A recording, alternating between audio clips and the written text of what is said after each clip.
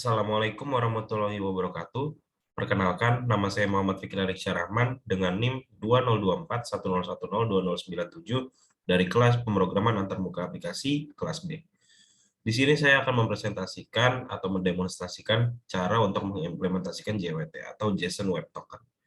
Nah, di sini sudah diberikan web tutorialnya untuk mengimplementasikan JSON Web Token menggunakan Python Flash.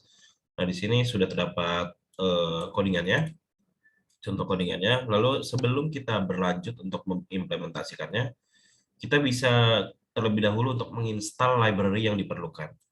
Kita bisa klik installation di sini. Nah, di sini kita membutuhkan pip install flash jwt extended. Kita bisa install di terminal kita, bisa di terminal Python ataupun terminal di luar seperti itu. Nah, lalu setelah kita menginstal, kita akan langsung mengimplementasikan. Nah, di sini kita copy saja codingannya terlebih dahulu, yaitu basic usage untuk menerapkan JWT. Nah, di sini kita terapkan saja JWT. Nah, di sini pertama untuk line 1 sampai line 8 ini adalah library yang kita perlukan untuk mengimplementasikan JSON Web Token. Nah, lalu ini untuk root-nya, lalu di sini ada app.config JWT secret key. Nah, ini adalah untuk mengatur secret key-nya. Lalu di sini ada app.config JWT token location, headers dan cookies, yang dimana ini merupakan tempat program akan mengakses JSON Web Token. Lalu membuat variabel JWT dengan memilih JWT Manager App. Lalu di sini kita buat account dengan username test dan passwordnya sama dengan test, kita samakan saja. Nah, lalu di sini kita membuat root, kita buat root dengan /login dan metodenya adalah post. Lalu kita buat function dev login, yang dimana di sini username dan password itu akan ditangkap dari request user. Lalu di sini terdapat kondisi jika username itu tidak sama dengan apa yang terdapat di dalam account pada key username, atau passwordnya itu tidak sama dengan password yang terdapat di dalam variabel account dengan key password. Dia akan menjalankan return JSONify dengan key message. Message-nya adalah bad username or password dengan kode pesan 401. Nah, lalu jika dia berhasil, dia akan membuat token, mengenerate akses token. Lalu dia akan membuat respons dengan isi tokennya. Lalu kemudian dia akan mengirimkan cookie ke klien dengan isi token yang sudah dibuat seperti itu. Lalu dia akan mereturn responnya seperti itu. Lalu di sini ada app root dengan root /protected dengan metodenya get. Nah, di sini kita buat function protected. Nah, ini current user get JWT identity untuk mendapatkan identitas kita. Lalu dia akan mereturnkan kita itu login sebagai apa seperti itu. Login as sama dengan current user atau user yang saat ini sedang melakukan login seperti itu. Lalu dengan menampilkan pesan 200. Lalu di sini ada default main page-nya upload slash dengan metode get, yang dimana fungsinya main page akan mengembalikan pesan 200. Lalu di sini kita jalankan app.run pada port 5000. Nah, lalu di sini saya juga membuat folder static untuk nantinya kita menampilkan bagian tampilannya seperti itu. Nah, di sini saya buat index.html, lalu di sini ada index.js. Nah, untuk index.js ini pertama kita tangkap terlebih dahulu untuk elemen-elemen yang terdapat di dalam index.html.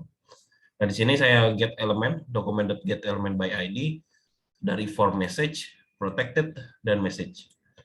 Nah, kita tambahkan add event listener jika terdapat event submit. Di sini kita tangkap username dan password dari inputan user. Lalu di sini kita fetch untuk root localhost port 5000/login.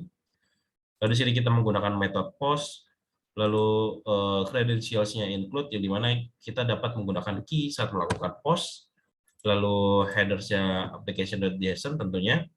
Nah, di sini dia akan mereturn respon dan akan ditampilkan dalam bentuk JSON seperti itu. Nah, di sini kita juga menampilkan akses tokennya. Response kita tampilkan ya akses token plus response akses token seperti itu. Lalu di sini ada protected button juga, sama seperti kita sebelumnya. Ini kita tambahkan event listener, ada event click. Lalu di sini fetch, kita fetch dengan localhost port 5000/protected dengan metode get, credentialnya juga include. Lalu kita akan mereturnkan response.json, kita akan tampilkan dalam bentuk JSON. Lalu di sini kita juga tampilkan, kita buat variabel letress sama respon.login as. Kita tampilkan di HTML-nya, kita ini login sebagai apa dengan password apa, seperti itu. Nah, kita akan coba jalankan saja. Di sini saya sudah run.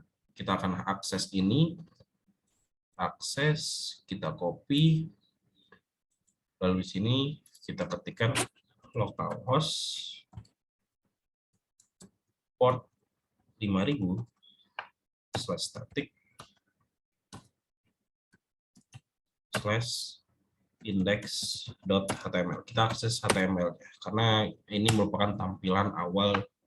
Nah, di sini sudah terdapat formnya. Kita isi asal terlebih dahulu, misal seperti ini, asal saja. Kita submit. Nah, dia tidak akan define, dia tidak akan menampilkan akses tokennya. Karena apa? Karena akunnya adalah salah. Karena akunnya salah. Karena tadi kita men-setting akunnya itu username test dan passwordnya itu tes. Seperti itu. Lalu di sini, jika kita username-nya tes, passwordnya juga tes, nah, kita submit. Nah, dia akan memunculkan tokennya seperti itu. Dia akan memunculkan akses token dari username test dan password test. Nah, jika kita jalankan protected-nya, nah dia akan menampilkan kita login sebagai apa? Kita login dengan username test dan password test. Jika kita lihat, kita inspect ke dalam cookie-nya,